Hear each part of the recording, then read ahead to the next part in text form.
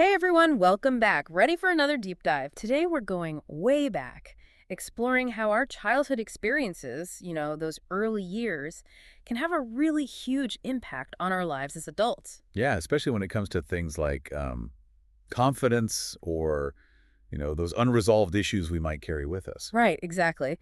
And we've got some amazing research here that breaks it all down.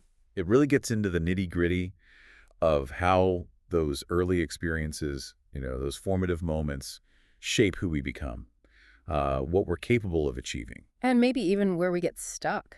Definitely. And we'll be exploring potential roadblocks, but also some pretty cool pathways to growth. So let's dive in. Okay, so first up, let's talk about confidence, or rather, the lack of it. Yeah, this is a big one. You see, when you lack confidence as a kid, it's not just a phase you go through.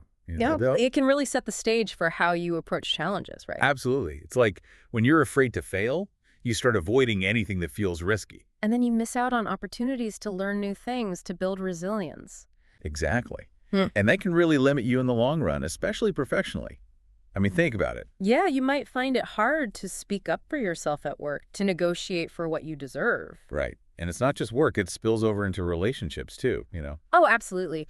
The research actually suggests that people who struggle with confidence often have trouble setting boundaries. It's like deep down, they might not feel worthy of respect or consideration. And sadly, all of this can take a toll on our mental health. Yeah, the connection is pretty clear. If you're constantly battling low self-esteem, it makes you way more vulnerable to anxiety and depression. And those can be really difficult to overcome. It's a vicious cycle. It really is. Yeah. And it just emphasizes how crucial it is to address those underlying issues.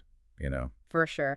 But I think we need to talk about what happens when childhood issues go completely unresolved, like when there's actual trauma involved, Yeah, that takes things to a whole other level. because it can really affect how we manage our emotions as adults, right? You're talking about emotional dysregulation, Exactly. It's not just like having a bad day, it's much deeper than that. right? You might experience these intense mood swings, Or even find it hard to understand what you're actually feeling, and your reactions might be totally out of proportion to what's happening. which I can imagine would make relationships pretty rocky. Oh, absolutely.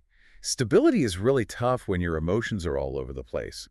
But, the impact of trauma doesn't stop there.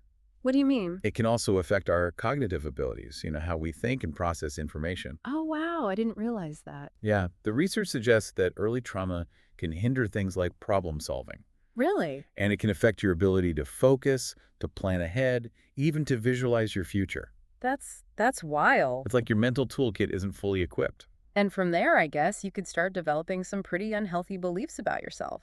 Exactly, like those toxic belief systems we were talking about. You might feel like you're fundamentally flawed. Unworthy, unlovable. Exactly. And those beliefs can become this filter through which you view the world. So even when good things happen, it's hard to see them as positive, Right. It's like you're constantly sabotaging your own happiness. which I think leads to those maladaptive behaviors we were discussing earlier, Yeah, those coping mechanisms we develop, even if they end up hurting us. like engaging in risky behavior, substance abuse, that sort of thing, Or, repeating the same unhealthy relationship patterns. over and over. And it's all driven by this unconscious need to protect ourselves, to avoid further pain. It's like we're trapped in this cycle of self-destruction. Right. And when we don't address these issues, they manifest in so many ways. Difficulty with trust, setting boundaries, maintaining healthy relationships. You might end up isolated, unable to connect with others. And there's even the risk of passing these patterns on to our children, right? Yeah, the generational trauma piece. It's a lot to think about. It really is. But knowing all of this, where do we go from here? I think the biggest takeaway is awareness. Awareness. Yeah, realizing that your present struggles might have roots in your past. That's huge. It is. Because once you understand where these patterns come from, you can start to break free. So what can people do to start exploring those connections? Well, think about an area in your life where you feel stuck, Okay, a recurring challenge, a pattern you can't seem to break. got it. Now ask yourself, could this be connected to something from your childhood? And what can you learn by exploring that link? That's some powerful stuff to think about. It is, and I hope it inspires you to dig a little deeper. Thanks for joining us for this deep dive. We'll see you next time. See you then.